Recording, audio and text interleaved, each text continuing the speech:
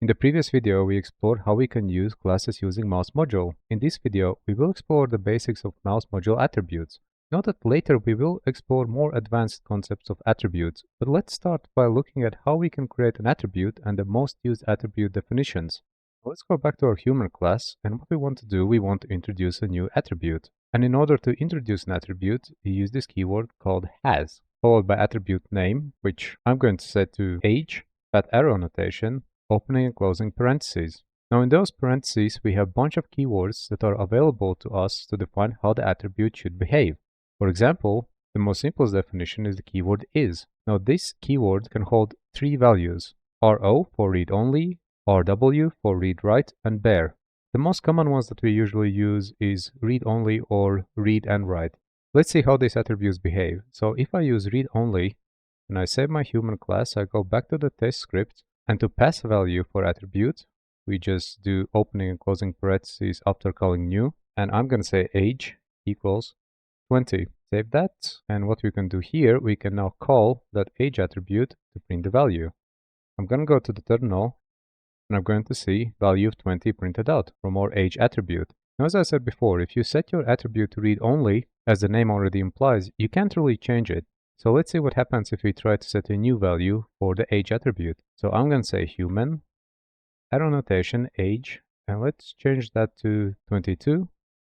Save that, go to the terminal, rerun the script, and you can see that error is thrown that says that cannot assign a value to read-only accessor. So that means if we define our attributes with read-only, it means we can only set the value at the time of initialization. If you go back to the human class and change that to read-write, save the class. Let's see what we have in test script. So we have age 20, we try to set the age, and we try to print it. So let's rerun the script.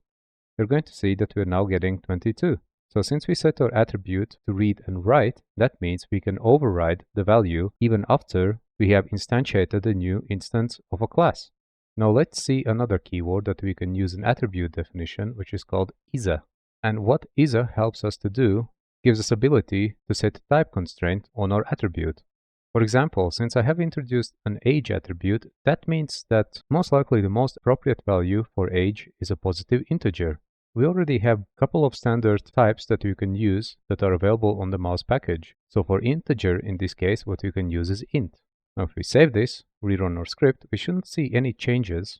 And yes, that looks good because we printed 22. Now if I go back to the test script, and if I try to set the age to a string, such as hello, save the file, rerun the script, I'm going to see an error, which says attribute age does not pass type constraint, because the validation failed for integer with a value of hello. So that pretty much means that we defined our attribute to be an integer, but we tried to set it as a string, which doesn't make a lot of sense. Isa constraint can help you to write really robust code. Now the next one that we can explore is called required. Now required, as the name implies, defines if the attribute must be set by the color or have a default value that we're going to look at in a minute when we create a new instance of a class. Now for this example, I'm going to create a new attribute, which I'm going to call name. And I'm going to say that this is read-only, and this is also going to be required.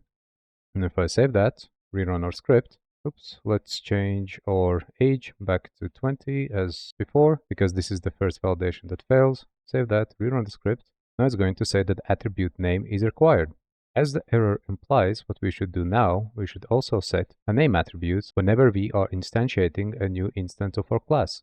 So I'm going to say name equals Joe. Save that, rerun the script, and now it's compiling as expected. If you have an attribute but you don't really require a value to be set at the time of creating a new instance of a class, but you want to supply a default value, what you can do instead, you can use a keyword called default. And what default does, it takes a code reference where you should return a default value for this attribute. In this case, I'm going to say that the name is going to be whatever. Now in this case, it doesn't really make sense if we have required 1 and we also set the default value. So let's remove required 1, save that, and go back to our test file. And under warn statement where we're printing out the age, I'm going to also print out the name. So if we save that and let's run our script, looks like it's going to say Joe, and this is because we are setting an attribute value when we are initializing a new instance of that class. So let's remove that attribute value, save that, rerun our script. We're going to see that name which is the second thing that we're printing, is now set to whatever, which is our default value for the name attribute here. Alternatively, instead of using default keyword, you can use keyword called builder. And builder takes a string value, which is the name of a function that should be invoked to build a value for the attribute the builder keyword is defined for. So I'm going to say build name, and I'm prefixing this with underscore just to indicate that this is internal method. So if we save that, rerun the script, is going to complain that build name doesn't exist. Because we are calling the name attribute in our test script, we say that the default value should be returned from a build name subroutine, but we haven't created the build name subroutine, so let's do that. So I'm going to say sub underscore build name, and I'm just going to return what we returned before, whatever, just with a lowercase. Now if we save that, rerun our script, we're going to see age 22 and the second value for the name, which now contains whatever. Now the difference here is that if you have a very simple default value for an attribute, you can define it in a default keyword. However, in some cases, there can be many lines of code that you won't invoke in order to set the default value. In that case, the builder method helps you to isolate that logic that is required to get the value for the name attribute. It just really helps you to keep your code tidy. Now the last thing we're going to explore is a keyword called lazy. Lazy keyword defines if the default value should be set for the attribute when an object is created or when the attribute is accessed. The default behavior is to set the attribute value when a new instance of a class is created.